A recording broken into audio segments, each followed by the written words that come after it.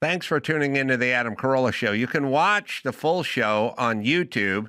Just search Adam Carolla Show and hit subscribe so you never miss an episode. You can also get the podcast wherever you like to listen. And for extra content, ad-free episodes, and more, you can head over to our Substack and sign up today. Yeah, get it on. Got to get it on. No choice but get on mandate. Get it on. Thanks for tuning in. Thanks for telling a friend. We love that about you. Our friend Bill O'Reilly back on the program. Good to see you, my friend. How you doing, Carolla? I'm doing well. And I love seeing you out there. And I love all your commentary and your take on stuff. So much going on in the world, foreign and domestic. So what have you been thinking about? What have you been ruminating about lately, Bill? Well, first of all, Carolla, thanks for inviting me back. You know, that's not a common thing. It's one and done for O'Reilly in a lot of precincts. So I admire your pluck. I am plucky. Iran is dominating, of course, because the unintended consequences affect every American, and the economy here is fairly fragile, and people don't have enough money, and now they have to spend a lot more for gasoline, and then they don't really know where Iran is or what the threat level is. You can't see nuclear weapons. They don't trust Donald Trump. It's on and on. It never ends. So my job is to kind of simplify it, put it into perspective, use facts, to inform people so they can make an educated decision about what's happening. Yeah, so we'll talk Iran and we'll talk local as well. By the way, Bill's podcast, We'll Do It Live, is what we're here to plug today. Also, all the books he's got out there, Confronting Evil, and the Killing series. It's all fantastic stuff. So Iran. First off, do you think Trump is negotiating with them, or do you think he's just saying, I'm negotiating with them to keep the price of oil down and keep the stock market going the right direction? Well, the reports we have, the latest ones are this weekend, there's a good chance there will be face-to-face negotiations between the United States and Iran in Islamabad, Pakistan. Now, if you haven't been there, Carolla, don't book a trip. You don't really want to go there. But the president of Pakistan is trying to broker this conversation. And the Trump administration would like to make a deal. I don't know about the Iranians. They're all dead. I don't know who they're going to send, you know. But the Trump administration would like to declare victory here and get the world's economy back on track. Yeah. And tell me what you think of this statement, because there's a lot of detractors that talk about Trump, whether it's doing what he did in our part of the hemisphere or doing what he's doing over there in the Middle East, where they go, well, if you just put in somebody else, they'll just end up doing the same thing the last guy did with the regime change. But I would argue they wouldn't do the same thing the last guy did if they thought they were going to be blown up again. And the agreement has to clearly state that the Iranian government cannot enrich uranium, cannot have functional ballistic missiles, and a bunch of other things, and that inspectors, probably from the United Nations, would have to go in every month or so and make sure there's compliance. But let's be realistic. These are liars. These are evil people. The Ayatollah Khomeini, who started all this madness about 40 years ago, is on the cover of my book, Confronting Evil, that you mentioned. And they're certainly capable of cheating. But that doesn't stop you from trying to make a deal and slow things down. Because the alternative is economic pain all over the world. So you got to kind of balance this stuff. Yeah, I mean, the thing that's funny in a sad way is I live in California. Gas was $5 a gallon before the war.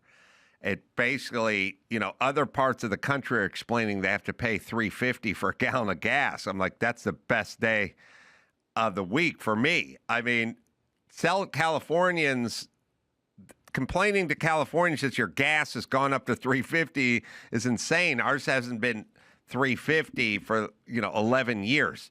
So it's a weird thing, and the gas was up that high with Biden as well, right? Yeah, I mean, look, California is a unique place.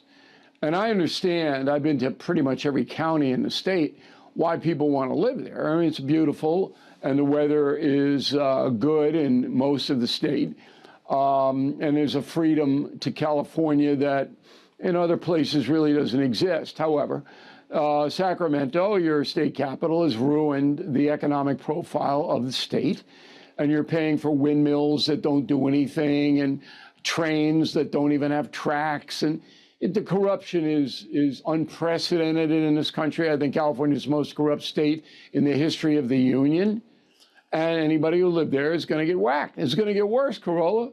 It's going to get worse. They're going to take every nickel they can take out of you. Yes. Anybody who makes a decent living, they're coming in and they're going to try to take all your stuff. Well, that's the trade. It's a bizarre obsession with extracting money from law-abiding citizens versus figuring out why they're spending so much money. And Hochul, but they don't care about that. No, not only not care about it, they're protecting those people. That's their constituency.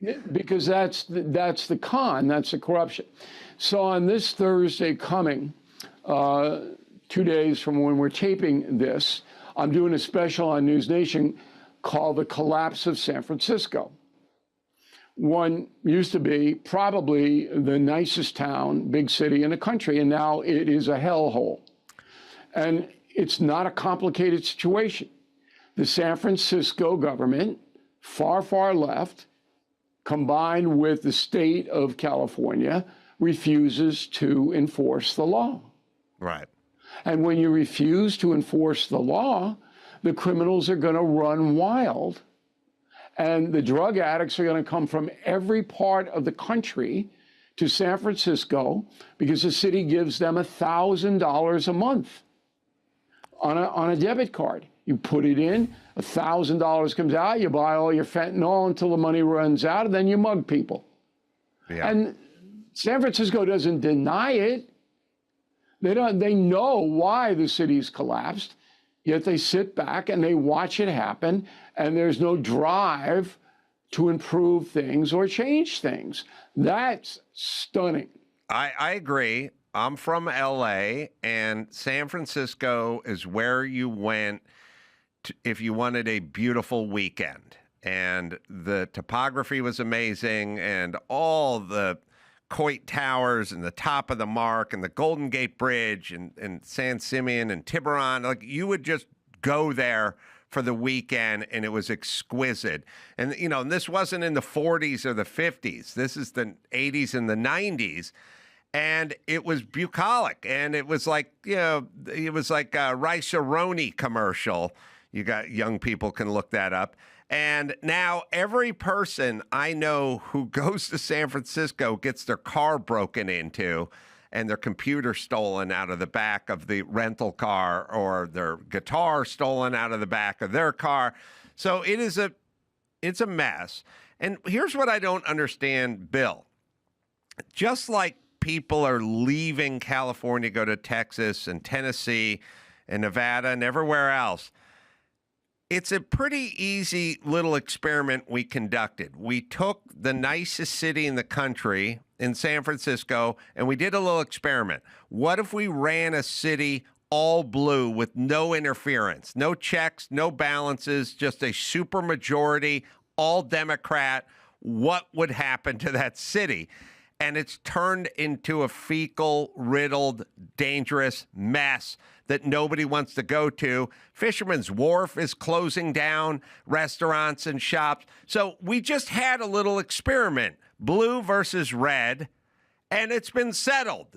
It doesn't work. I don't get why anyone would want to continue with an experiment in other cities that doesn't work. We did it in San Francisco. It was a disaster. The reason is that the population of San Francisco, like the population of Iran, hasn't risen up in rebellion against the crazy progressive movement, which believes that the laws are racist. That's what the fundamental problem is.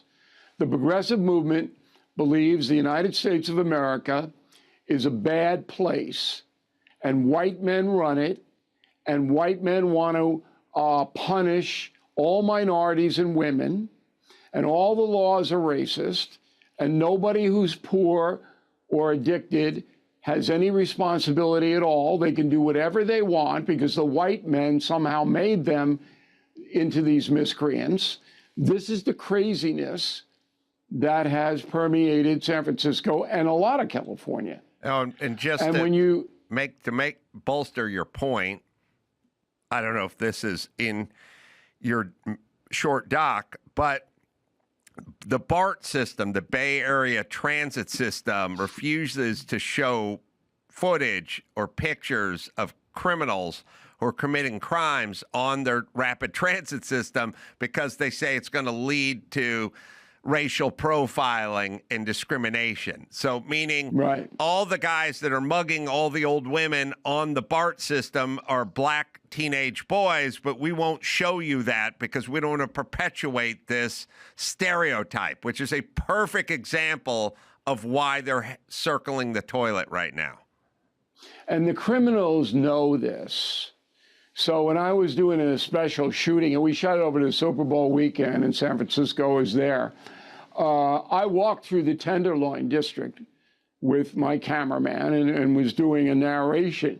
And thousands of drug addicts who roam the city at will.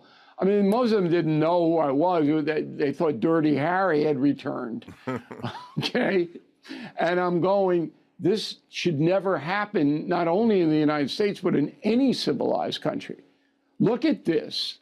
And there were people sprawled everywhere, and they're going to the bathroom in public, and they're shooting up in needles in their neck. Meanwhile, kids see this. And these people, we interviewed a slew of them. They have no fear. The San Francisco cops aren't going to arrest them because the cops are told not to arrest them. Cops are furious, by the way. San Francisco PD is a pretty good outfit, okay? But they're told, don't arrest these people. That's low-level stuff. We're going to send a counselor over. I mean, you go. So the destruction of the city is apparent. I mean, you can't deny it. They keep saying things are getting better. They're not getting better. All right? Because the Honduran gangs, all illegal aliens, control the fentanyl and heroin trade in there. They're all armed. And there's nobody even investigating them because it's a sanctuary state. It's crazy. It's so crazy. Where do you see the special, Carolla? I can't wait. Give us the name of the special and the date, air date. It airs on Thursday. On this Thursday, what is that, the 26th? On News Nation? And it's on News Nation, 9 Eastern. Okay. Okay. And it's called The Collapse of San Francisco. Yeah, what I don't get, and by the way, nearby Oakland, California. Now, Oakland is a complete... worse. Oh, a complete hellhole. But... Worse, right. Oakland, listen... San Francisco has always been Beverly Hills, and Oakland used to be Sherman Oaks or Studio City. It's like, all right, it wasn't the glitz and the glamour, but it was nice residential. People could live there. I had friends who lived in Oakland and went to Cal Berkeley, and I would stay with them in Oakland. You could walk around at night. It wasn't dicey. It wasn't dangerous. The only In-N-Out burger that's ever left a location in 75 years of the franchise of In-N-Out Burger was in Oakland, California. They said enough is enough, and they took the only franchise they've ever pulled up stakes and left in was from Oakland. Now, In-N-Out headquarters has moved from Los Angeles or California to, I think, Tennessee. But either way, at some point, people have to notice this stuff and think we must stop going this direction. I cannot understand why it's not so blatantly obvious. And the We did citizens not see, need to do it. we did not see any collective anger at all. None. And we were in town for 3 days in San Francisco and Oakland. It's just, and the same thing's happening in LA. Yes. So Santa Monica, the 3rd Street Mall, used to be one of the premier shopping centers in Southern California. Can't go there now. No. All its stores are boarded up because if you're not going to prosecute shoplifters and people who are stealing, Yes. okay, then they're going to steal. And then you go to Westwood, right next to UCLA, where that used to be my place where I stayed, okay? The place is just destroyed, the whole place. Yeah. But the collective anger isn't there. No. And it's the opposite. They still vote for the craziest progressive who's on the ticket. Yeah. And you go, all right, people get what they deserve. Yeah. And in California, that's what's happening. Yeah. You know, it's so apparently obvious what's going on. And by the way, I think you and I are intellectually honest enough to go, look, if a city was run for 50 years by only Republicans, and it was all the ideology that the Republicans talked about, and the city was a hellhole that was crime infested and drug infested, I would raise my hand and go, I'm now going to vote a different direction. I've seen the damage it could do, which is a kind of an issue. I do think, and I'm curious what you think of this. I think Republicans will jump ship and go another direction faster than Democrats. Democrats are ride or die. They'll run it into the ground. You know, Mayor Bass, who just got done coming back from Ghana after Los Angeles was set on fire, she's number one in the polls for mayor of Los Angeles. So it doesn't matter how many taxes, how much crime, how much homelessness, how much fecal matter on the sidewalks inflicted, they still go that direction. And I don't think Republicans will put up with something they disagree with for long periods of time. I talked to Tucker Carlson about this many years ago. I said, why don't you just start your own sort of conservative network? He said, because conservatives disagree on everything all the time. There is a powerful emotion that drives votes for Karen Bass and Mondami here in New York, where I am, and it's race. Right. And that overcomes anything else. So skin color in Chicago, with Johnson's the mayor there, they're going to vote for, they being the minority crew, the people that they believe are going to look out for them. Now, they're not looking out for them, but their rhetoric is, oh, you know, you're getting hosed, you're a victim, I'm going to help you. And so that overrides the practical things that you see every day. Mandani is going to damage New York City beyond repair. He's a communist. That's what he is. He's already trying to seize assets through the death tax, the estate tax. Okay, he's already trying it. He's only been in office for 3 months. All right, and the guy doesn't say, you know, he's a communist. However, he appealed to people who don't have any money. And he said, I know you don't have any money, so I'm going to give you everything free. And I'm taking it from the rich guys like O'Reilly. I'm going to take his money, I'm going to give it to you. Yay, I'm going to vote for you, Mandami. And that's how he got elected. Oh, yeah. But what do you think about Hochul, who seems like a dope intellectually to me? There's people that seem smart, but they're misguided, or they're communists, they're socialists, or whatever. But I don't call them dumb. Hochul seems dumb. She's now, after telling everyone to hit the road to Miami and get the hell out of here because we don't want you, she's now begging for those people to come back and get their friends to come back because she's losing her high-income tax base. Well, Hochul knows, because she's got people that do this, that fiscally New York State's going to collapse. It's not a matter of if, it's what date is it going to be. And she doesn't want it to collapse before November because she's up for re-election. So she's desperately trying to hold that line until the Democratic machine, which is 5-1 over Republican registrations here in New York, elects her, re-elects her. Then it'll collapse, but she don't have to run again, so what does she care? So that's what that's all about. God, it's so sad. When I don't, it's sad to watch great cities sort of crumble, almost like it's sad to watch great athletes not be able to play at a level anymore. You know, there's a certain point when you see Joe Namath out there and he can barely jog and he's getting sacked all over the place. Or you see Muhammad Ali and Larry Holmes is taking him apart, you know, and you're like, that's Muhammad Ali, that's Joe Namath, that's San Francisco, that's Los Angeles. Come on, man. And you got to just sit there and watch it. And it's sad. And if you live in it, it's sadder. Yes. And in May, I'll be going over to London because the same thing's happening in London. What is happening in London? Well, English tradition, British discipline has collapsed because the immigration, which now they've passed new laws to try to get under control, inserted so many people into Great Britain, primarily London, okay, that have no tie to the British tradition, okay, and they segregate themselves. They don't even try to blend in, but they're a powerful voting bloc and they control a lot of what happens. And then you have a big real estate market that's fueled by Arab money.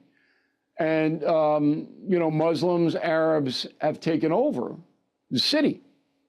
And that's why you didn't hear Sturmer support Trump in the Iranian situation, because he's afraid of the Muslim component in Great Britain. There are so many of them, and they're overrun. The whole country has changed everything since I was a student there in 1970. And so we're going to do a report on that. Yeah, so in a way, it's, in a sense, a little like Minneapolis and the Somalian population. The Somalis. There, Yep. Which is groups come in and you can assimilate, learn the language, learn the culture. And, you know, I think America's wildly tolerant in terms of eat your own food, open your own restaurant, you know, watch soccer instead of football, listen to whatever music you want. But this is America. Learn to love it and learn the language and learn the history and learn the traditions. But instead, they hive themselves off. And the politicians figure this out. And the politicians don't need to be Somalian. They can be as white as you and I. But if that's their constituency, next thing you know, that's who they're catering to. And that's probably what happened with the Somalians and Tim Walz and the mayor, Fry, and guys like that. They have to sit down and eat their food with their hands and do photo ops, right? Well, there's no scrutiny. So if you would investigate the Somali community in Minneapolis, you're a racist. Right. Just for investigating it. Right. Okay, you can't do it.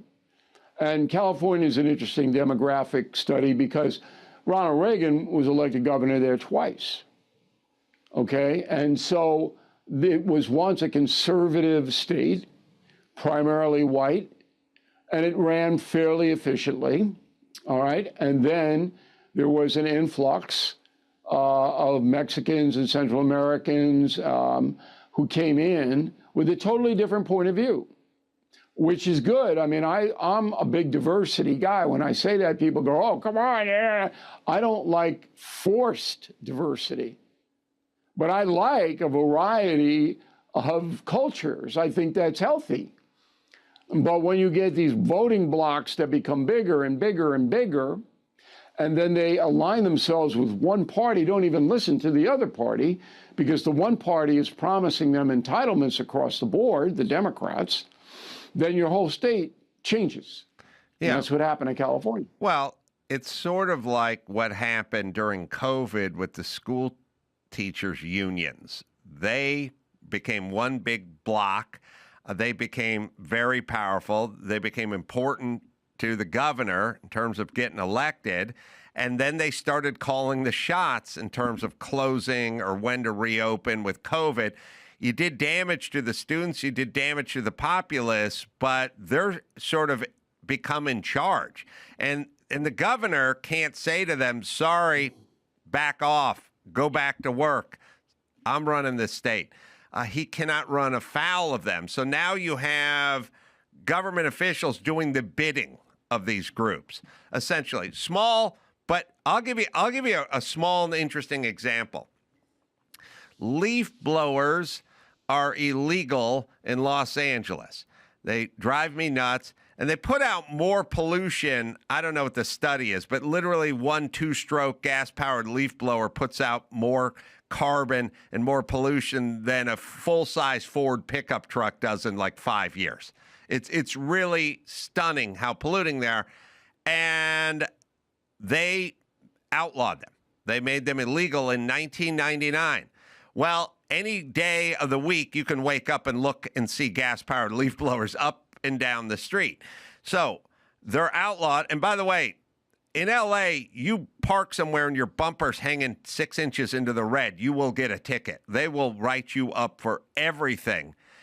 Building permits, try building without a permit in Los Angeles. Try adding a deck on without a permit. They'll write you up. No tickets given ever to the leaf blowers. And the answer is they tried to enforce the law. They didn't like the optics of the poor Mexican gardeners. The Mexican gardeners said, we don't want you picking on us. This is what we use. And the state and the city backed off. So that's their constituency. They don't want to run afoul of them, so thus they don't enforce anything with them. It's the same with all the street vendors. It looks like a bazaar in India. When you go to Los Angeles now, people are selling tacos and blankets and piñatas. I mean, all over every sidewalk, they're just selling out on the street. That never existed. There is no enforcement at all because that is their constituency. I think I saw Leonardo DiCaprio selling a piñata the other day. Was that him? That was Leo? him. I bought oranges from him when I got on. off the freeway. Yeah. Yeah, so He here was in we the are. Best picture. Oh, yeah, he was that's in a the horrible. Best picture of the, It's a bad Leo picture. was in, I couldn't get through it. No. I figured there was something wrong with me. I'm trying to watch this Best Picture of the Year thing. It was on cable, and I tried twice to get through. I couldn't get through it. I mean, the dog is howling. Everybody's screaming. Nobody can. I mean, what was that? It wasn't The Godfather 2. Okay, I'm doing. What is going on here? I don't know. Listen. I can't criticize LA so much because New York is heading right in that direction, and I don't know what it's going to take for the American citizen, the working class person, to rise up. I just don't know what it's going to take because in California, we did not see it in San Francisco, and we were all over that city. I did a stand-up in front of Nancy Pelosi's house. Beautiful place, Pacific Heights. Sure. You know? Pelosi has not lifted a finger, not done anything to improve this situation because it's a progressive situation and that she's a progressive. Okay, so it's happening, and you're right. The only way it'll stop is if there's a surge of popular sentiment going enough. I don't expect it to happen because people live in their bubbles now with their phones. That's where they live. They live inside their phones. And whatever happens outside, unless they're getting hit with a hammer, hey, that kind of thing. Well, I totally agree. I experienced the same thing in L.A. I would always say this. People go, well, we haven't bottomed out yet. We're getting close, but we haven't bottomed out yet. And I would say, so when are we going to change? When we bottom out. I would say, I don't get why we have to bottom out. If you had You don't have to. If you had, right. I say to people all the time, if you had a teenage son and you went into his room and you found syringes and heroin and drugs and fentanyl all over the place and he slept till 4 p.m. and got 3 DUIs, do you have to wait for him to flatline before you get him into rehab? Or shouldn't you take him into rehab now? Why do we have to wait till his heart stops? I don't get it. A responsible parent would go, I see where this is going. Let's stop before we hit the bottom, even though we're pretty close to the bottom after the fires in Los Angeles. But you just said a word that's banned in California, responsible. Right. We don't like that. We don't. No. We don't. No, it's judgmental. You can't be judgmental. It's no. It's yeah. It's the big. It is not the state that I grew up in. And I think what happens is, and what I learned from COVID, is people are amazingly pliable and they're also scared. And you can also manipulate them. So you just go, look, we're going to shut your kid's school down for 2 weeks. I go, all right. And then they go, we're closing it down for a month. And you go, okay. We're doing it for a year. Fine. Wait a minute, a year? Hold on. Are you complaining? You may be a racist. Oh, no, fine. Close it down. I'll just get back in my sweatpants and sit at home and watch porn. Like, they're super malleable and they can sort of get used to anything. So it was a big deal if you saw a homeless guy in the San Fernando Valley when I was a kid. There was really no such thing as, it was Skid Row in the city, but there was nothing in the valley. Now you drive through the valley, you drive through full homeless encampments in Sherman Oaks, and nobody says a word. And the city, instead of demolishing the homeless encampment in Sherman Oaks, goes to the resident of Sherman Oaks who built a tree house that's been there for 25 years that the kids in the neighborhood enjoyed and tear it down because that guy didn't have a permit. And that's right. Los Angeles, right? Yep. That's why people are going to Arizona. So I don't know how many people are going to go up. This is a very interesting phenomenon here. The phone. This can drain, it can drain all public concern right out of your body. Yes. And because you can create your own world, you can create your own world here on this.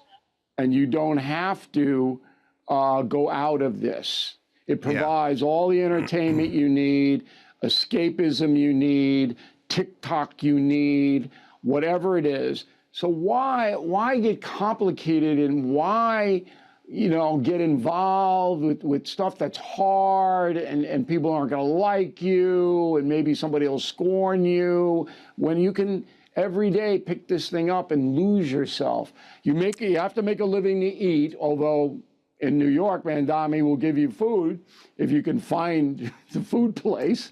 But that's it. And it just drains all kinds of civic involvement, all kinds of, outrage. This shouldn't be happening. I'm outraged, and I don't live in San Francisco. Right. Well, when I saw there, I was angry. This should not be happening. And I, of course, name names. You know me. We're naming names across the board of people that are responsible for this. But that phone is a dangerous item. And in Iran, people don't anything about Iran, uranium enrichment, Hitler, 1938. They don't know. They can't see the nuclear weapon. Where I don't know. No, give me the phone. I'll go. I want to bet on tonight's soccer game. Right. Whoa, that's coming. Yeah. So in the day, pre-phone, you'd have to go out. You didn't even have air conditioning. It would get hot at night. You'd have to go out for a stroll. You'd go to the park. You'd play with the kids outside. Now it's Sodom and Gomorrah outside your front door, and there's Winnebagos piled up, and the guy's selling meth and everything. But you're looking at your brackets for your final 16 on your phone. Right. And then when you're done with that, you watch a little pornography, and when you're done with that, you watch the latest Leonardo DiCaprio movie, which shouldn't have got an Academy Award, and then you smoke a little weed and you go to bed. And it all just keeps stacking up outside. What do you think? I cannot wrap my mind around someone like Nancy Pelosi. I cannot figure out what she wants other than power and money. But and Newsom as well. I'm sort of like, you guys, San Francisco is your town, Newsom. It's your town, Pelosi. And it's falling apart, and it's become a punchline and a joke. Is there any part of you that wants to get involved with the reclamation of it? Well, Newsom doesn't even live in San Francisco. He lives in Marin. Right. So he hightailed it out of there. Pelosi's not hard to figure out. Power is everything to her. And the power links into the money. It's worth $300 million. That's almost impossible for a public servant. And I know she had an affluent upbringing in Maryland, but $300 million? So her power base is information and fear. And when she was Speaker of the House, it was, you better do what I tell you to do and vote this way, or you're not going to get any money for your reelection campaign. And it was very effective, except for Ocasio-Cortez and a few others, and Nancy hated them, all right? And then the information flow, I think, and it's just an opinion, led to her discussing with her investor husband where to put the money they had, and boom. So it's fairly venal, it's fairly obvious that's what she lives for. And the city that she lives in falling apart, what does she care? I got $300 million. I live in Pacific Heights. I got private security on my block. Did you know that? Got private security on the block, okay? So you can't just walk down a block. Right. She don't want to hear the riffraff. She don't want to see any of this stuff, but it doesn't affect her. And so that's what motivates. Now, Newsom wants to be president. He's a very interesting character. I ran into him in a long conversation with him when I was doing a San Francisco documentary. Very good. How does that campaigner? How do you run into Gavin Newsom? So at the NFL owners party, Mm-hmm. that's how you run into him. Ah. And I've known him for a while, not close friends, but I've interviewed him on The Factor and stuff like that. And he's very slick. And I don't say that in a pejorative way. I don't. It's a skill. Right. He's got a skill one-on-one with people that very, very few human beings have, because he has patience. Even with a guy like me, he knows that I'm diametrically opposed to what he is. He'll be charming, he'll be patient, he'll look you in the eye, he'll consider what you have to say. That's a skill.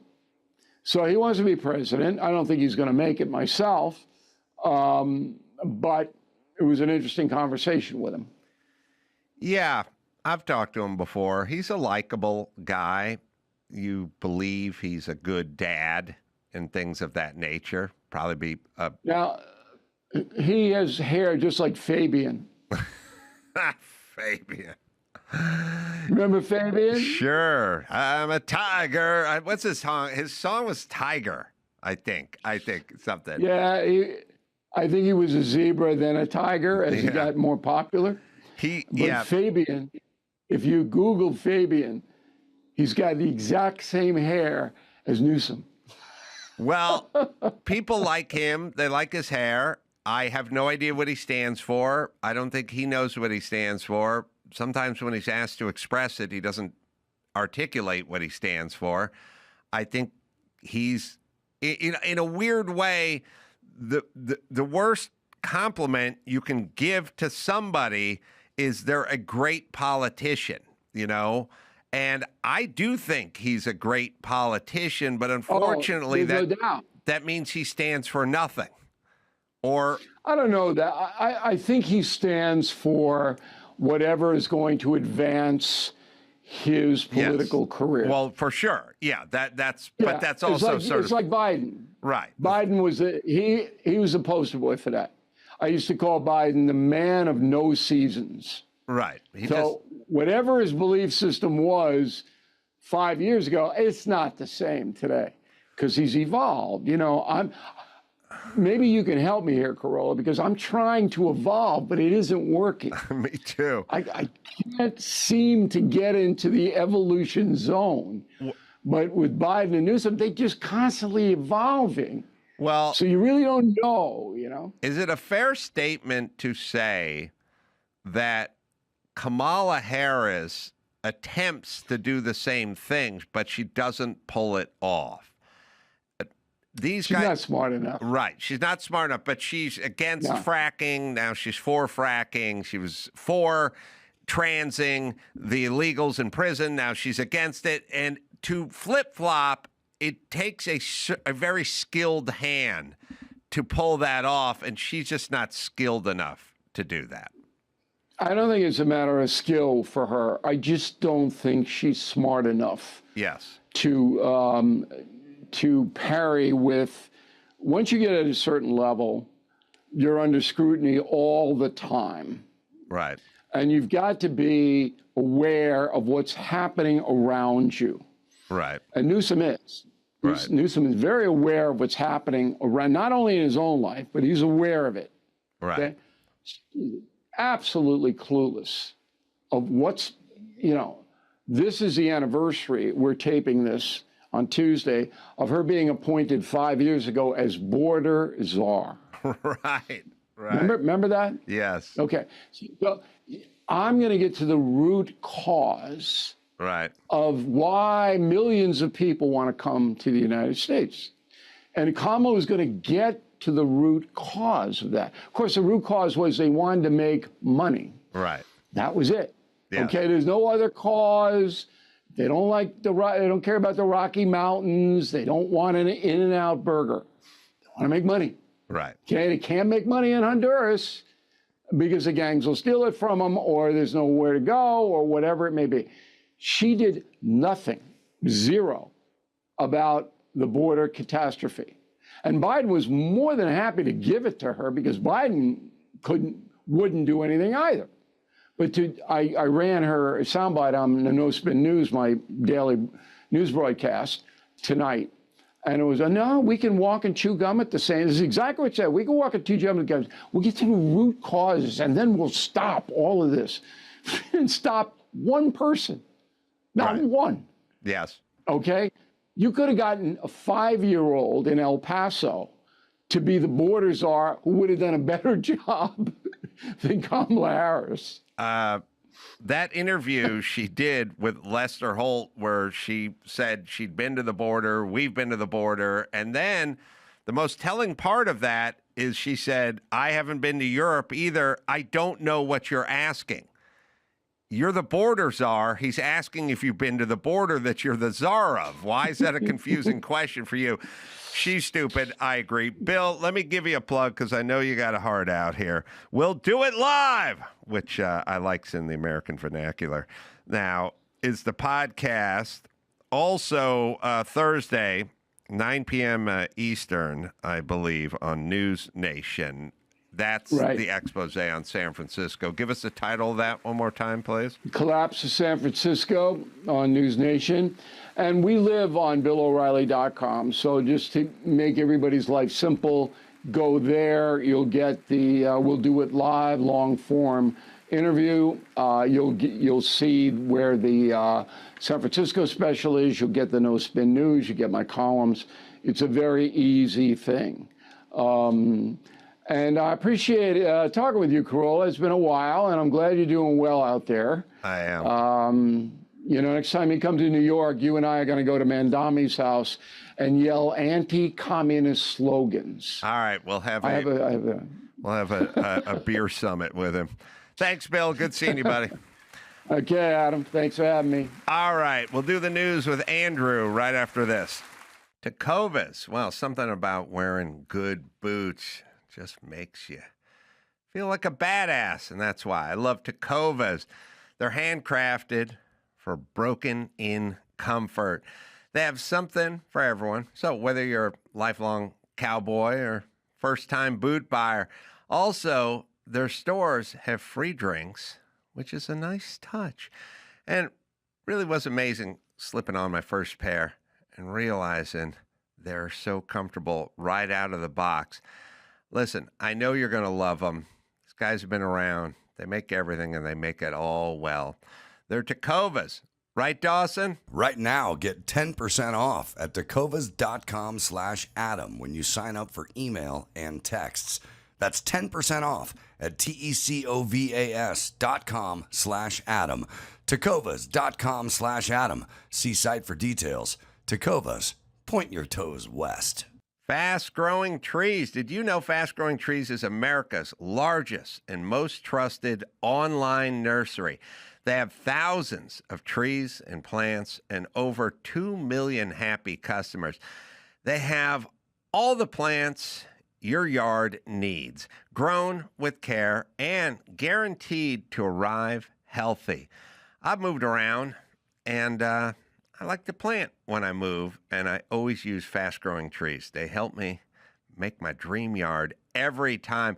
All you have to do is just click to order and grow. I recently just ordered some more, and family can't believe how good they look. It just makes it so easy, and your yard should be a point of pride, and you should get Fast Growing Trees. Right, Dawson? Right now, they have great deals on spring planting essentials, up to half off on select plants. And listeners to our show get 20% off their first purchase when using the code Adam at checkout. That's an additional 20% off. Better plants and better growing at fastgrowingtrees.com using the code Adam at checkout. Fastgrowingtrees.com, code Adam. Now's the perfect time to plant. Let's grow together. Use Adam and save today. Offer is valid for a limited time. Terms and conditions may apply. It's time to check Adam's voicemail. Hey, Adam. What does coming down the pike mean? I've heard you say it a few times, but I don't know what a pike is. I also hear people say coming down the pipe, and that makes sense, but what coming down the pike? Okay, that's all. You can leave us a message at 888-634-1744. Well, I'm guessing it's the turnpike coming down the pike. They don't do turnpike out here in L.A. or California, but there's turnpikes where you're from, right, Andrew? They sure do. Yeah, so you got Route 30, Lancaster Turnpike. We have highways and freeways, but we don't have pikes. Yeah, and Pike sounds old to me. that's correct. Yeah, that's an East Coast thing. So coming down the pike must be coming down the... Comes from Turnpike. Yeah? Yeah. All right.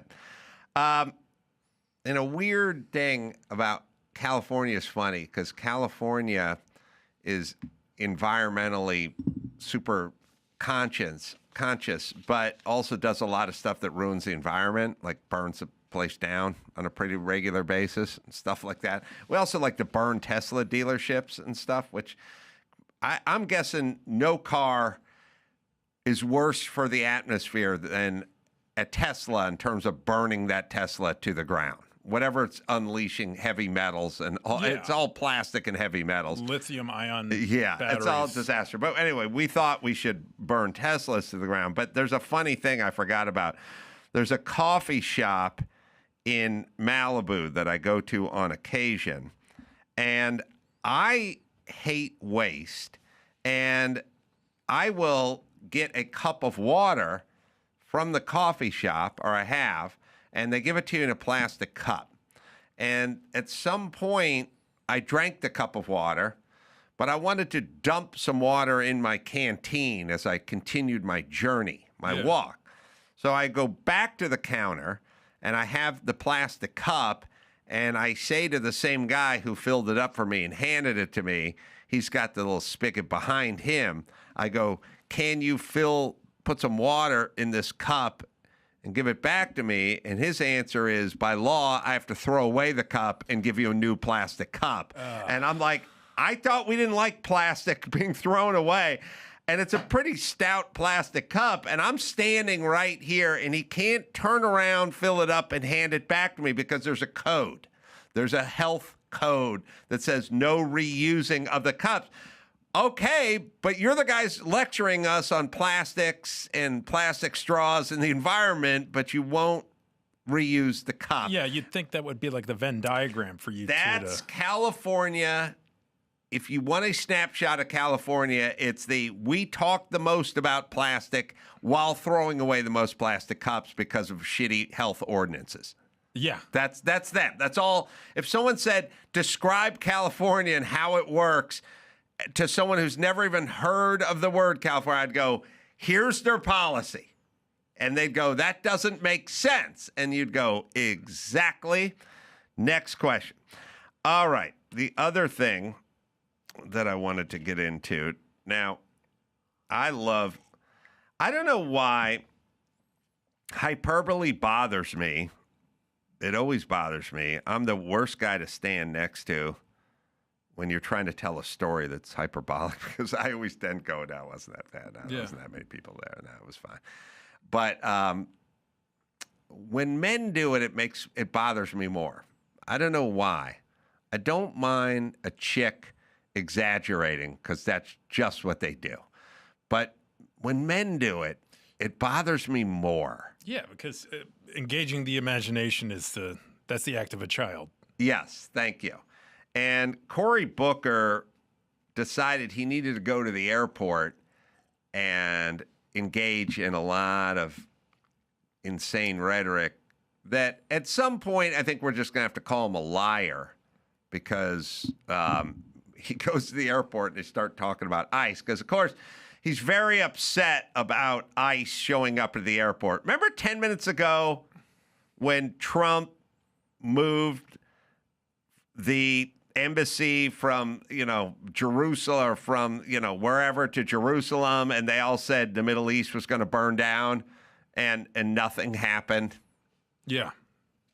Right. Every 10 minutes, they tell us what's going to happen, and then nothing happens. But they never circle back and ever give us a progress report after nothing ever happens.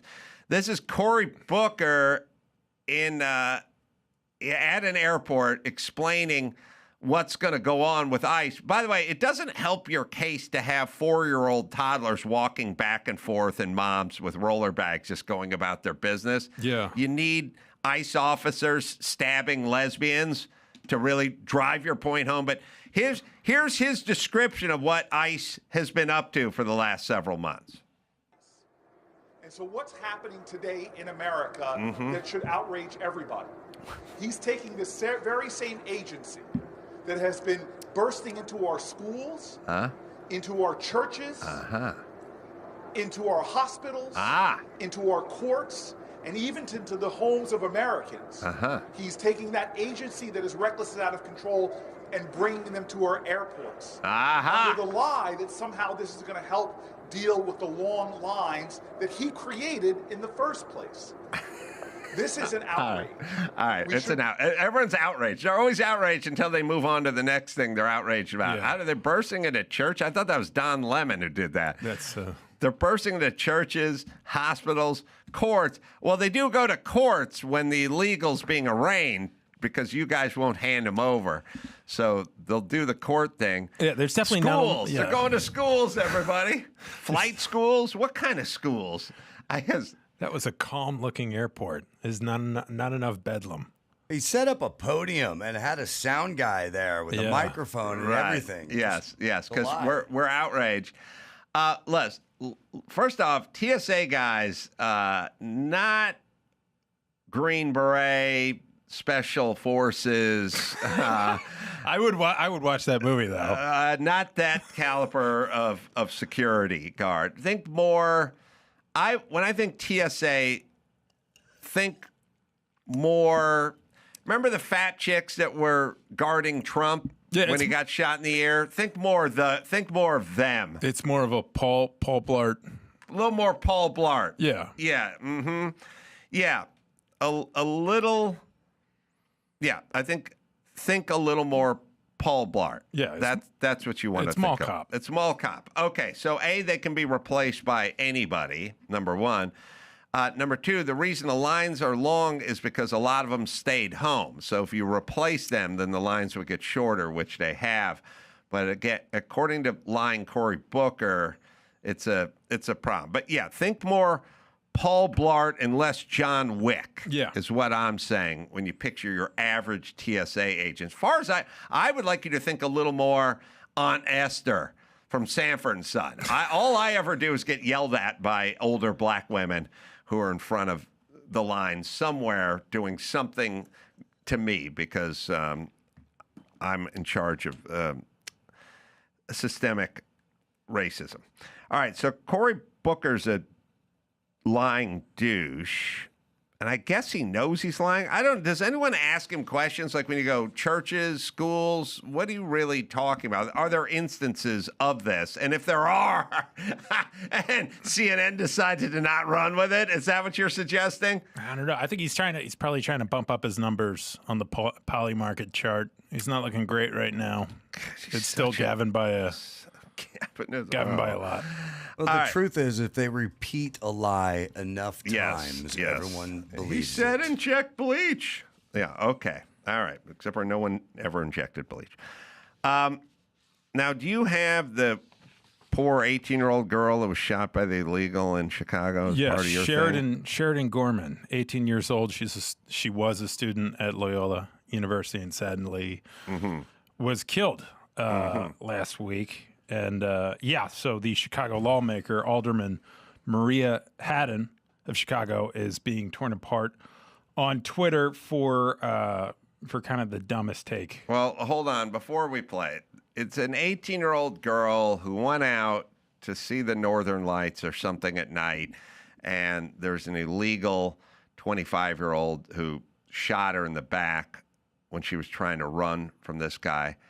It's also, it's kind of a weird, okay, if you're a person that can shoot a stranger in the back who didn't grab your laptop and run, just a person that's sort of walking around, you're capable of anything in terms of violence. Well, she was running away. Yeah. That's insane.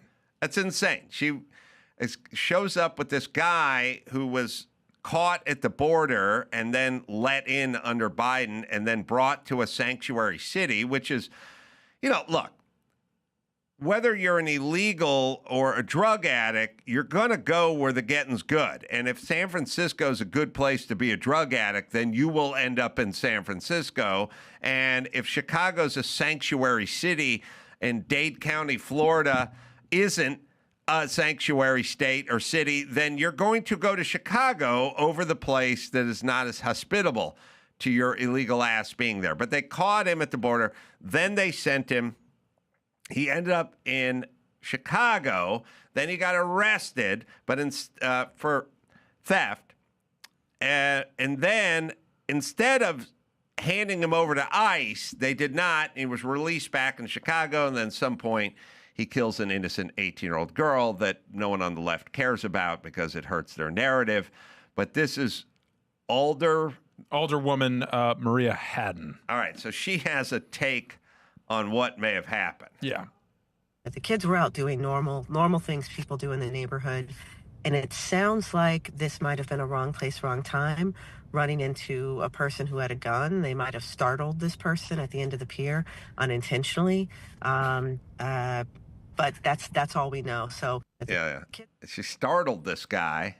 He was going down to the end of the pier to get his thoughts together. Yeah. And she startled him because she was in the wrong place at the wrong time. Everyone who gets murdered is in the wrong place at the wrong time. But she's talking about this guy. She's startled like he's a mountain lion in Hollywood Knoll, and you were just fucking around with his nest or something. Like it's insane. She has to do this. They can't not do this. By the way, the two idiots who got shot by ICE, they had to say something and go to the memorial and lay a wreath at or whatever. These people, the people that aren't agitating ICE and getting in the way of law enforcement procedures and fighting with them, these people are just not good for their narrative, and they hate that they were shot by an illegal. So in a weird way, they have to try, and it's a really ghoulish thought. I'm going to transfer some of the responsibility on the 18-year-old citizen to try to lighten the load of the illegal who we let stay in our sanctuary city. Yeah, I mean, the mixed messaging here is insane because it's like you're not supposed to victim blame, but that's exactly This is Could have victim blaming. startled him. Innocent mistake. He had a gun. That's the real problem. They ran, and she was gunned down in the back by the startled person with the gun, idiot. Chuck, you can look up her webpage because we were looking her up. She is the problem with every major city in the United States, every blue city. She is the problem. And you guys are like, what are you talking about, Adam? Her life is not about filling potholes, solving your problems, filling up aqueducts, rapid transit, or anything like that. It's all about the movement. By the way, Dawson, did you know that she is the first black lesbian older person in Chicago's history? Did you know that? That'll be great news to the grieving family. That's great. Problem solved. This is her district, by the way. There's something about a few paragraphs down that show her. Yeah, Maria has been a leader in Chicago through her organizing. She's organizing and advocacy. She's an advocate of organizing, participatory. Where's that? Buggering? What's she doing? She's budgeting. Oh, budgeting lives. Budgeting in Chicago. She lives with her spouse, Natalia, and their cattle dog, Finn, in the Pratt Ashland Cooperative. She's in a co-op. She's in a co-op. Yeah. She enjoys living in a place where neighbors are friends and the community is family. And she is proud of her community's resilience and motivation to work together in difficult situations. In her free time, Maria is a photographer and artist who enjoys screen printing and carpentry. Does she sound like someone who's going to fix infrastructure? No, to you?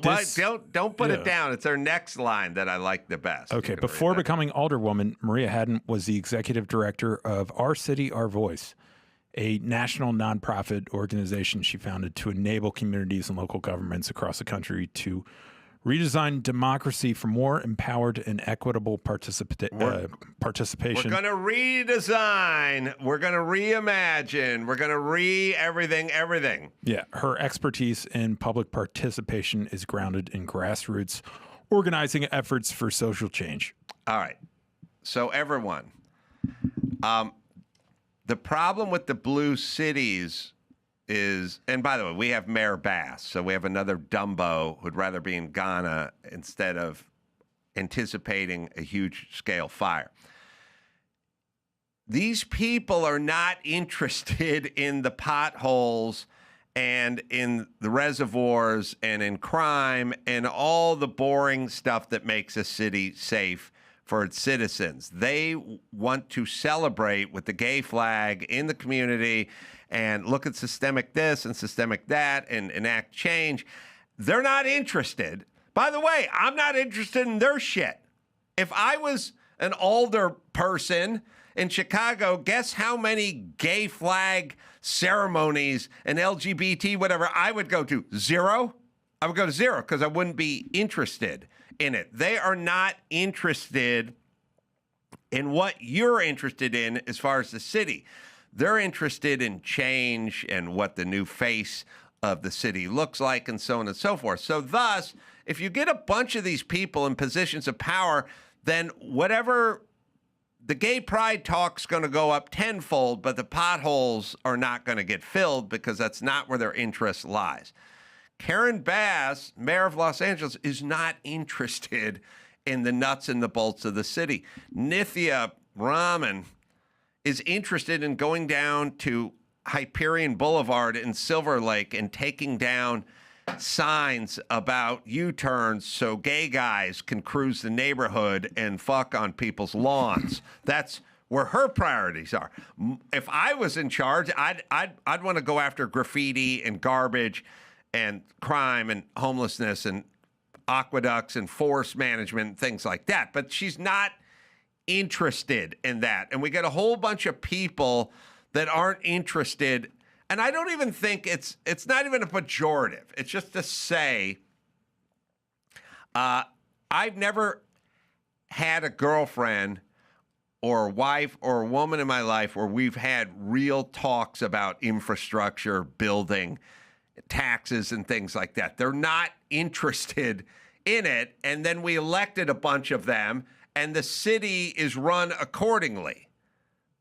Yeah. We're getting what we voted for. We voted for people that aren't interested in the boring nuts and bolts part. They're interested in the ceremonial part of being in charge. Yeah. Their idea of being in charge is going to a cocktail party and telling everyone what their title is, but not getting up Monday morning and dealing with cracked sidewalks. No. And Right. coming up with fun names for nonprofits. That's right. Euphemistic titles. Also, I want to say this to all the assholes out there. Everyone who goes, we need to deport violent criminals, and instead we're deporting just people who are here, who cross the border, looking for a better life. Okay, so your claim, now my point is if you're here illegally, we can get rid of you. I would like to start with the violent criminals, but if you're here illegally, we can get rid of you. Okay, so their whole thing is these guys are just folks that are fleeing oppression, that come here and they're looking for a better life. This guy that murdered this 18-year-old in cold blood, shot her in the back, just snuffed her out, this evil, wicked, ghoulish person only run-in with the law was shoplifting. Yeah. So he got busted for shoplifting, and they let him out. And if we picked up the story there, Cory Booker and every one of these politicians and all the assholes on CNN would go, this guy, is a poor guy, he shoplifted probably just to feed his family, he's hardworking and whatever. Okay, that's true. He's not a violent criminal. He's a shoplifter who then snuffed out an 18-year-old later on. He became a violent criminal. Yeah. So this thing of like, oh, this guy only stole a car, and this guy only drove drunk, and this guy only copped some razzles or something. Fine. This guy was a shoplifter when he's 23, and he's a murderer at 25. Yeah. So, I don't know. Let's get rid of him when he's a shoplifter. Yeah. Or not let him in the fucking country at all. How about that? How about that? And also, the other thing is, this dude is 25.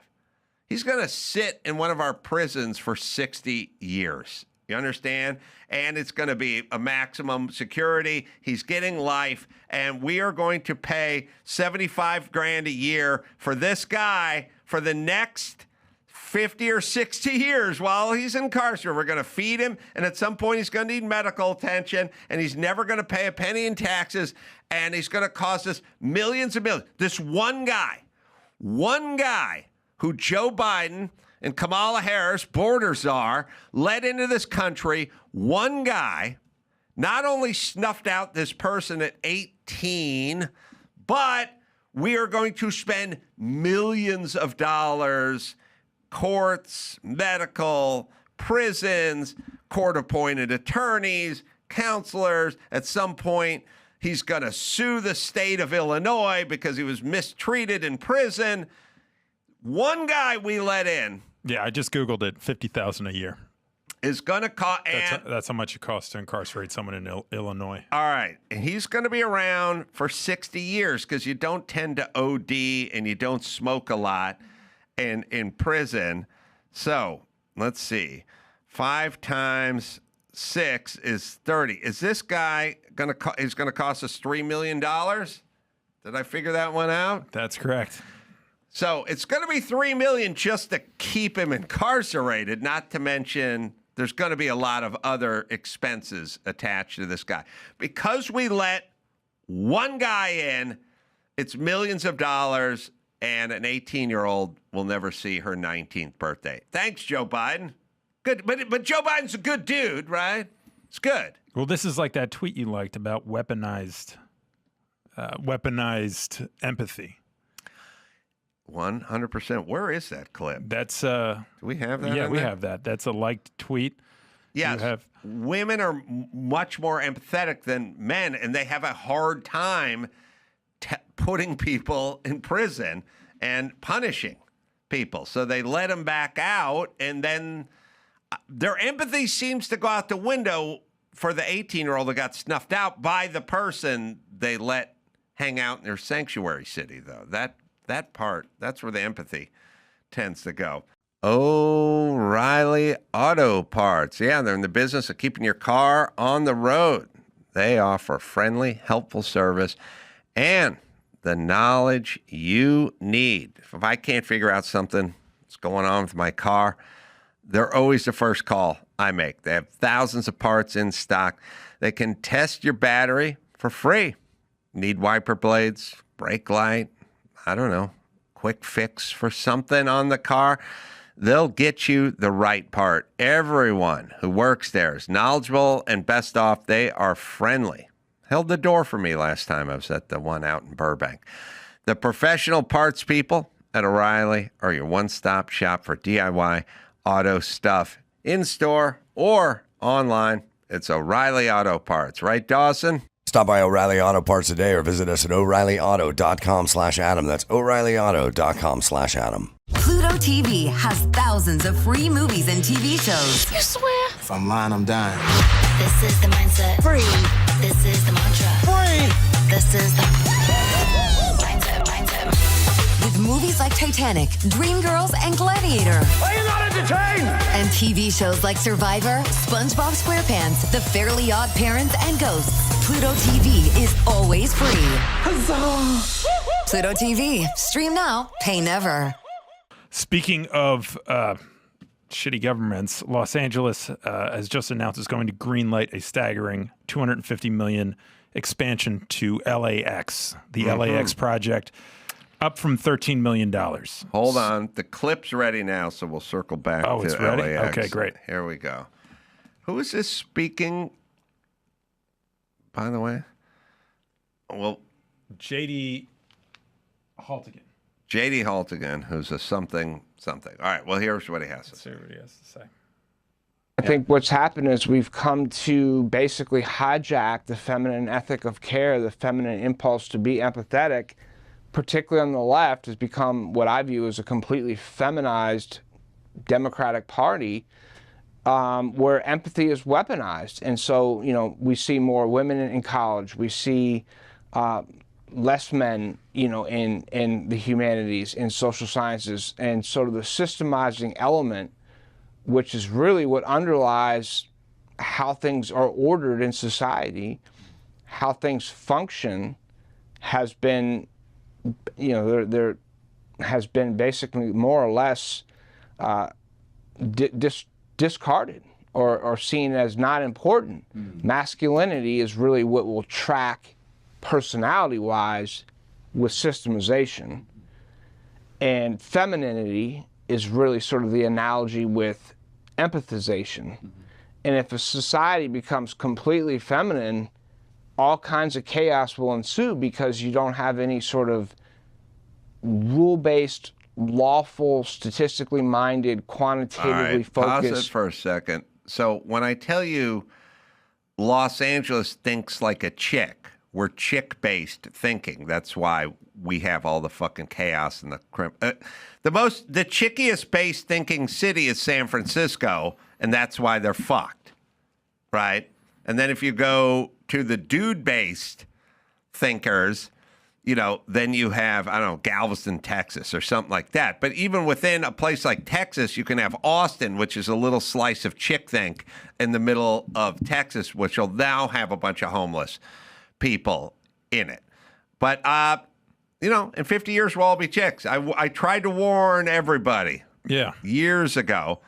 All right, continue. Sorry. No, that's lawful, statistically minded, quantitatively focused orientation to why we have laws, why we have rules, why we need order, why we need immigration law, and so forth. And so I think that's really what's happened is we've reached a threshold in society where one party is completely feminized. They see the Trump side, right, conservative as sort of the masculine embodiment, and they're just, these two forces are clashing right now. And you see this playing out all over the place. And, masculinity's been a huge topic of pundit writing online and so forth. But, it's all the same thing. Yeah. Yeah. All right, you're destroying our society with chick think, everybody. Knock it the fuck off. The answer is not more women in politics. Jesus Christ. In the words of Al Pacino in Heat, empathy was yesterday. Today you're wasting my fucking time. Oh, I like that. Yeah. All right, now we're going back to the airport. This is California Post. Yeah, LA greenlights a staggering $250 million expansion to an LAX project to help alleviate traffic in the Ring Road. So it was $13 million. They added $250 million. It's now a grand total of $308 million. I don't know where that other money came from. It makes no sense. But you would be happy to hear this. The city officials have cleared the project under a categorical exemption from the California Environmental Quality Act. So it allows it to move forward without a full environmental review, which would have been another... Again, we burn the city down every 4 years, and we're worried so much about the environmental impact of building a monorail or something. Yeah, every time we try to do something in California in some sort of timely fashion, the only way we can do it is go, all right, listen, we've set aside and dropped all the retarded regulations that usually doesn't allow us to build anything at any time for any amount of money in any time. We took our own stupid rules and we suspended them. They're your rules. You can get rid of them if you don't want them. Yeah. If all they do is clog up the works, which is all they do. So it's like, I don't know, it's like your dad and you're going on a road trip with your family and you're like, good news, I've suspended all my retarded rules for myself so we can actually make it to Oregon and not stop every 15 minutes and circle every light post and listen to nothing but Eagles songs on the way there. I've taken my horrible ideas that I've imposed on all of you, and I've dropped them. By the way, no other place has any of these ideas, which is the part that's always a weird thing. Like I said, if you order anything online, there's only one state they don't ship to. Like, oh, I want a flueless, gas-powered, log-burning fireplace. We ship not California. Not California. How do other cities get along? How do other states get along? Like, how do they function without all the rules that we impose? I have all no the idea. time? It's going to get interesting, too, because I think right now we're about 28 months away from hosting the Olympics. Oh, I love, there's a part of life, I don't know why. I like it when all of a sudden we get our shit together part, it's like, oh, Mayor Bass has put a homeless commission together and she's out cleaning up encampments and stuff like, now. Or Xi Jinping is visiting San Francisco. Right. Yeah. Newsom does something. By the way, that clip of Newsom, Dawson, when he's like, I know you guys think that I just cleaned up the city because the premier of China was coming. Well, it's true. Because it's true. Because it's true. No. That's full retard thing right there. That is Rick James in the Chappelle Show saying you didn't kick Eddie Murphy's couch and then going, yeah, I kicked his couch. I got to find that clip. That is my favorite clip of all. Oh, the other thing I wanted. Sorry, I told Andrew, but we didn't make the list. It was kind of a hectic day. The Chicago alderwoman doing the wrong place, wrong time, like maybe. Oh, no, we have it up. It's Chuck, it's that Ilhan Omar. Yeah, like he was at the Dawson. This is the same thing. Play the alderwoman one more time first, and then I'll play you the global version of this. More chick think, by the way, more dumb chick think. But here we go. The kids were out doing normal things people do in the neighborhood. And it sounds like this might have been a wrong place, wrong time, running into a person who had a gun. They might have startled this person at the end of the pier unintentionally. But that's all we know. So the kids were out. Wrong place is living in Chicago. Wrong time is now with you idiots in charge. Ilhan Omar, when she had to explain 9/11. CARE was founded after 9/11. because they recognized that some people did something and that all of us were starting to lose access to our civil liberties. She's more worried about her not getting hassled when she goes to the bodega than the 3,000 people that are dead. Yeah, some people. One more did time. something. It's great. I love it. Some people did. By the way, if anyone said Ilhan Omar, who is she? 8 seconds. I'd go watch this tape. She's dumb. But by the way, she's so fucking annoying. She's angry all the time because she's a millionaire. Okay, there it is. CARE was founded after 9/11 because they recognized that some people did something and that all of us were starting to lose access to our civil liberties.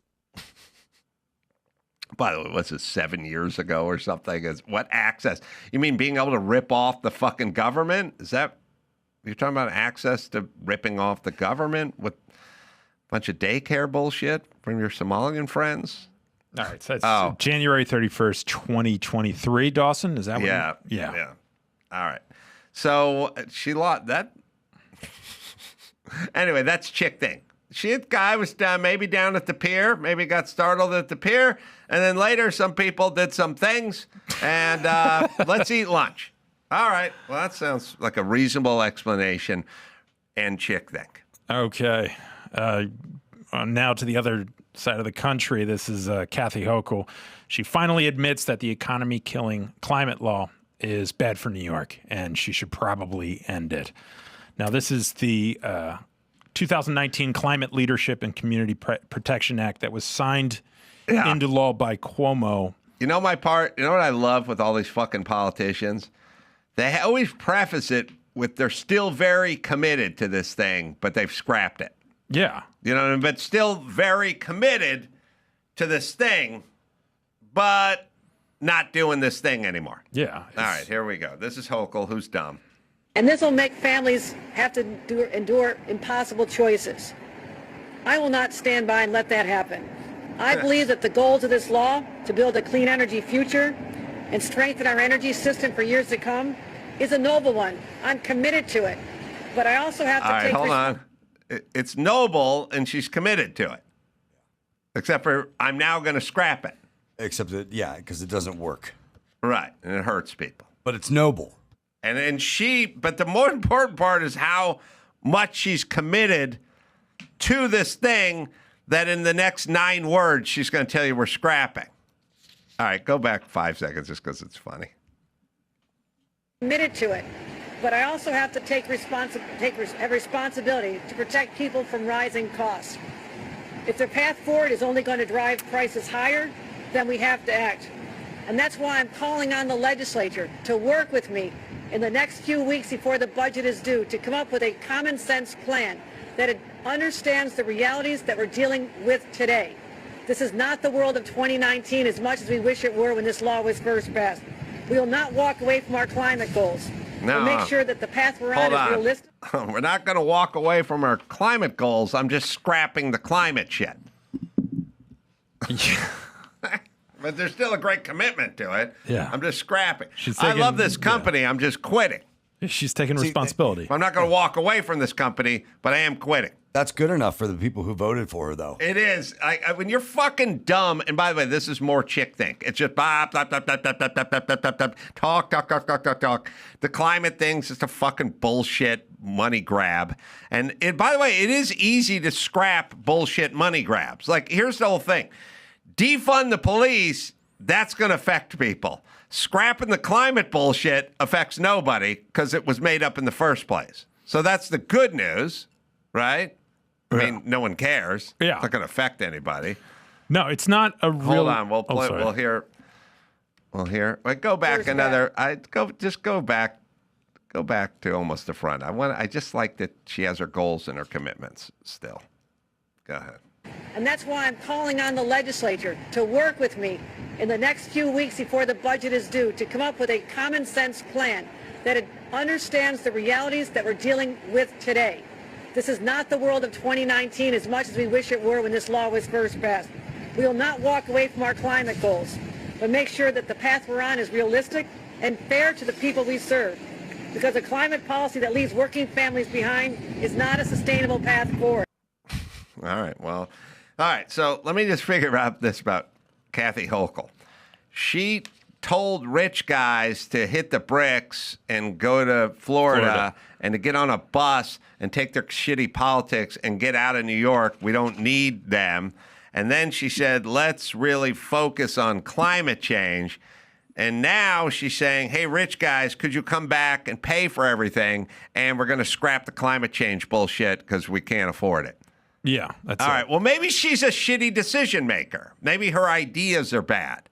Like this flip-flop thing. Like, how many times can you just have a shit idea, go all in on the shit idea, fuck everything up, and then announce, well, that was a bad idea before I think you're bad at what you do? Yeah. You know what I mean? Like, you're a football coach. Yeah. And it's 4th and 17. Yeah. And you got a 2-point lead. Yeah. I'm going for it. I'm handing the ball off. Really? I think you should punt. There's only 14 seconds left in the game. And if you get stuffed here, they're going to be in field goal range. I'm handing the ball off. And then you get stuffed. And then they kick a field goal and win the game. How many of those can you do as a head coach in the NFL before we decide you're a shitty head coach? You guys can just indefinitely, we want to defund the police. Nope, we want to fund the police. That was a bad idea. We want all the climate change bullshit. No, we can't afford it. No, we're going to close the schools. Oh, that turned out to be a bad idea, but we're going to open the border. That turned out to be a shit idea. How many are shitty? We're going to run the tax base out of the city, and then we're going to beg for them to come back. How long before we just realize you're a shit coach and your decision making is bad? And then why do people vote for this? It's so abundantly clear that she's incompetent. They vote for it because she takes full responsibility. She takes full responsibility for every shitty time she went for it on 4th down and 17 and gave the ball up. I would have thought taking full responsibility would have been like, yeah, I resign. I quit. I'm not good enough to do this. But that's not it. I think the plan is she's just going to push back the deadlines on this act until she's reelected, and then maybe rewrite the law, because it's just from a numbers standpoint, it's not realistic. Cutting 40% by 2030, so 4 years from now, of like carbon and stuff, of greenhouse gas emissions from 1990 levels, and then by 2050. No less than 85%, which is it's insane. But it's the greatest scam ever. You get a bunch of dunces, you put them in a room, they make goals. Here's our goal. I want an 85% reduction in harmful greenhouse gases. All right, let's go to Quiznos. Yeah, you guys aren't Elon Musk. You can't figure any of this shit out. You don't know how to do it. No, you make the proclamation, but that's it. Remember, Newsom was like, no more internal combustion engines sold in California after the date of 2030. Okay, here's what I would like. I would like to suspend gravity so I could float to work every day, thus not having to use an internal combustion engine. Dawson, you drive a big truck. Yeah. Should we suspend gravity so that you can swim to work like a cartoon when a dog would smell a pork chop? You know, a lot of people say toward it. I like to set goals that are, way out there because we're dreamers. We're dreamers. Yeah. We lead the nation in dreaming. We are going to end gravity. Yes, we're delusional. Right. It is a New Year's resolution style of governing. Yes. It lasts until about January 15th. And then also, they can't pull it off because they're too dumb to pull it off. Rick Caruso could tell, look, if Elon Musk said, I'm building a bullet train, I'd go, good, we're going to get a bullet train. Yeah, let's go. If Gavin Newsom says, I'm building a bullet train, we're going to get a donkey with 3 legs. Well, speaking of which, that's our next news story here. Gavin Newsom was roasted for bizarrely comparing himself to the main character from the movie American Psycho. That's right. In a post on X Monday night, Newsom showed a split-screen shot of his face side by side with actor Christian Bale from his portrayal of the serial killer in the 2000 Bret Easton Ellis adaptation. Now, I know everyone loves that movie. I haven't seen it. That's going to upset you, Andrew. It's a great movie, but that's not someone you're going to want to compare yourself to if you're, someone who wants to run for governor in a ballot. I mean, run for president. Run for president in a hold on a sec. Do we have the tweet? Yeah, if you want to run for president in 2028, Patrick Bateman is not the guy you want people to think of. Yeah, and we have the tweet. Hold on, wait. But it's also kind of just it's like a weird thing people do where they say, hey, I look like this movie star. And it's never a good look for anyone. Yeah. Well, he says what in the tweet? For so many years, people have been saying that Patrick Bateman and I look alike. Now this pic has been going all over the place. What do you guys think? All right. I don't know. I'd like them to not act like a psychopath or maybe a sociopath. Anyway, there's something wrong with Gavin Newsom. I don't know how else to explain that. And by the way, I don't say that about many people I disagree with. I go, they're douchebags or they're assholes or they're smart, but they're angry or mean or most people are just money grubbers. But I do not say sort of sociopath. He is. He does not. Well, I was just talking to Bill O'Reilly about it. Bill O'Reilly got it right. He's a great politician. He cares about nothing. He'll do whatever all the time. He has no thoughts. Yeah, he's a slick guy, and I will say this. But by the way, slick, we do two things in our society. We glorify pimps, like that guy's got a strong pimp hand and a cane. It's like that guy takes underage girls and has guys fuck them in the street and then takes their money and beats them. It's not a cool guy. It's not a good guy. And the really slick politician, no. That's the guy who gets nothing done, but you can never pin anything on him. No. But he stands for nothing, which is who Gavin Newsom is. But by the way, 13 years ago, when I told him about the homeless problem and what we needed to do, he told me to fuck off. Yeah. So he doesn't care about any of it. He told me the real face of homeless. The best reply to his Patrick Bateman tweet included this, where Gavin Newsom looks strikingly like Butthead. That's right. Yeah. A Beavis and Butthead. I can see that. Yeah. No, I'll say this. The older I get, the less interested I am in charismatic people because I don't give a shit. Let me say this. Ellen is nice, and she's a bad person, according to the people who have to work with her. So I don't trust nice. And the nice version on the male side is charismatic, which is you're acting like this and doing that. You're trying to get me to believe something about you that you don't feel about you or that you feel is lacking in you. I used to tell people all the time, I always say I can act like an asshole because I'm not an asshole. Yeah. I can say whatever I want. I can say all the racist shit I want because I'm not racist. And I can say all the asinine things I want because I'm not a bad guy.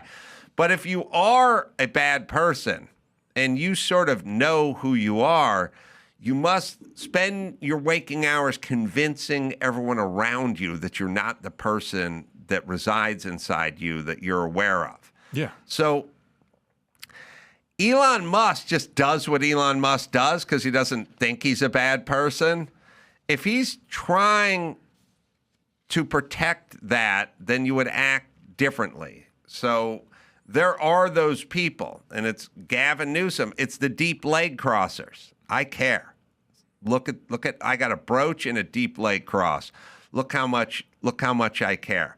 And think about all those actors and how they sort of present versus who they actually are. Yeah. Right. No. So the people that are actually decent don't burn calories trying to convince you they're nice. No. At all. They just go about thinking themselves a decent person. No. And I think there's a lot to that. Women The ones that are, and so all they talk about, I mean, you grab that clip, Dawson, of him recently. We played it on Adam What's-His-Nose's show where he's looking for his why, but not his if. And the guy just basically said to him, what do you do? Like, what's your subject? Like, what is your platform? Like, what do you want to get done? The Adam Friedland podcast. His answer was not only a non-answer, but it was wildly self-congratulatory. He's going to fight injustice like a fucking superhero. Listen to what he says. He doesn't say anything. He doesn't, like if you said to me, Adam, what do you, traffic, fucking can't stand traffic. Stupid people don't turn right on a red. Why does an arrow ever turn red? It should just blink yellow once it's done being green. I'd tell you for a half hour. First, we just talk about traffic, and then I talk about graffiti, then I talk about garbage, then I talk about homelessness. I'd go for 40 minutes. He gives no answer except for he is some sort of crusader for injustice. Yeah, he gives a watered-down Tom Joad speech at the end of Grapes of Wrath. Wherever there's injustice, you're going to see. I'll be there. Newsom is going to pop up. Yeah, wherever there's the French Laundry, wherever there's a $1,400 bottle of Pinot Noir, I will be there. Because that's really who he is. He doesn't do shit. And the guy just asked him, what's the plan? Like, what do you want to do? What are you passionate about? What are your subjects?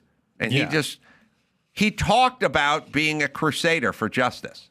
He's a crusader for justice. And that guy... And helping the little person. Even the interviewer had to stop him halfway through. I did like that when Adam was like, huh? What? What? He literally went, what? Wait, what? What? Yes, that's who he is. He's a bullshit artist. He doesn't have infrastructure, potholes, or anything to deal with. Here we go. It's perfect. This is awesome. And you're going to stop it, Dawson, because we're going to break it down because he's nuts. All right, here it is. What is your defined political project? Like throughout your career and like right now? Like what is the thing you want to accomplish like politically? I don't have like a brand. I don't have a tag, Make America Great, or I don't, the Great Society, or something like Medicare for all the billionaires. But but for me, no bullshit. It's just standing up for ideals, striking out against injustice. It defines my why. In all right, every hold way, on. shape, He's form. striking out against injustice and standing up. Everybody on the left is standing up because they're so brave, except for they have security details and they sit in air conditioning all day and they ruin the state they preside over. But his whole thing is standing up for injustice. Okay, that's his why, or whatever he's talking about. Here we go. That's my why. The Great Society, or something like Medicare for all the billionaires. But but for me, no bullshit. It's just standing up for ideals, striking out against injustice. It defines my why. In every way, shape, form. Stand up for ideals, strike out against injustice. I'm a Sarge Schreiber Democrat. I'm into that whole 60s, the vernacular of the 60s, solving for ignorance and poverty and disease, and the spirit of the 60s. And the spirit of He's a Black Panther now. He's going to stop poverty and disease. And he's going to stop disease. He's striking out. Striking out. All right, here we go. Poverty and disease, and the spirit of the 60s, and the spirit of King, and and how the nonviolent movement, and Gandhi, and Havel, and Mandela, that moral authority, that whole space, that's the zeitgeist. Yeah. And so that's me. That's my dad. That's my mom. That's the book. And that's my why. And so standing up for ideals is what Gay Marriage. It was about what I'm doing right now is sort of push back. We can lose this country, and just feeling like I have to be held to account and strike out against the injustices of the day. So if you had to define all right, pause it there. Strike out against the injustices of the day, whatever those are. He's fighting them. But he doesn't mention forest management and fires and things, and aqueducts and stuff like that. He's fighting out. He's lashing out against injustice. I do love the part where Adam goes, huh? What? Oh, go ahead. The day. So if you had to define it, like vote for me and you get you tell X. me. You're better at this. I don't know. I don't know who you. What I your just gave shit you is. my why, but how do you translate that into human? What? So if you say like, I like it. Listen, he's not capable of communicating, people. This is sexy to women. Women think this is good. They're like, oh yeah, I like this guy. He means well. He sins. He says nothing. He does nothing. He is nothing. He's nothing. Yeah, and these are friendly confines for him. know. All right, let's see. Friday, Saturday, Norfolk, Nebraska, District Event Center. Early shows maybe sold out, at least Friday, but later shows got some tickets. Sunday, Lincoln, Nebraska, late show sold out. Early afternoon show got some tickets. That's at the Howler Comedy Club. You go to adamcarolla.com for all the live stuff. Bill O'Reilly, just go to BillO'Reilly.com and find out what you need to know about all his events.